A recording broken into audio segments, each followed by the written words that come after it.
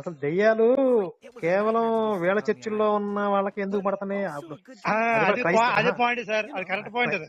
అది కూడా ఓన్లీ క్రైస్తవులకే పడుతున్నాయి, హిందువులకి ఆ, దెయ్యాలు పట్టట్లేదు. ఆ అవును. క్రైస్తవుల్లో కూడా వీళ్ళ చర్చికి వచ్చే వాళ్ళకి దెయ్యాలు పడుతున్నాయి ఏంది? మరి అదే కదా పాయింట్. ఇప్పుడు ఎవరికి అర్థం అవ్వట్లేదు ఇప్పుడు అది. పోనీ అన్ని చర్చిల్లో ఉన్న క్రైస్తవులందరికీ దెయ్యాలు పడితే ఓహో క్రైస్తవులందరికీ దెయ్యాలు పడతాయి కావాలి అనుకోవచ్చు. పోనీ హిందువులు కూడా పడలేదు సార్, నాకు విచిత్రంగా ఉంది. ఆ? హిందువులు కూడా దెయ్యాలు పడలేదు మళ్ళీ. హిందువులు దెయ్యాలు పట్టవు, ముస్లిమ్స్ పట్టవు, ఓన్లీ క్రైస్తవులకే పడదు, అది కూడా వీళ్ళ చర్చికి వచ్చే వాళ్ళకే. పడతాయి. ఆ, ఎందుకు మరి ఈ డ్రామాలు దెయ్యం పో అంటే అది పోతుంది రైటే, మళ్ళీ తిరిగి రాదండి అది మళ్ళీ అక్కడికి. ఎలాంటి మోసాలంటే సార్, ఆడు ఎప్పుడు దొరుకుతాడని ఎదురు చూస్తున్నాను నేను. ఎవరా నువ్వు చేసిన మోసం వల్ల కదరా చాలా మంది క్రైస్తవత్వాన్ని అమాయక అంటే ఆడుకుంటున్నారు గేమ్. ఇప్పుడు అలాంటి వాళ్ళు కదా సార్ ఈ రోజు మీరు ఈ సినిమా తీసి కదా. అవును, వాళ్ళు అట్లా చేయకపోతే నేను చూపించేవాడిని కాదు కదా, నాకు అంతే కదా. అవసరం ఉంది. అవును. అదే సార్, దీనికైతే ఫుల్ సపోర్ట్ సార్.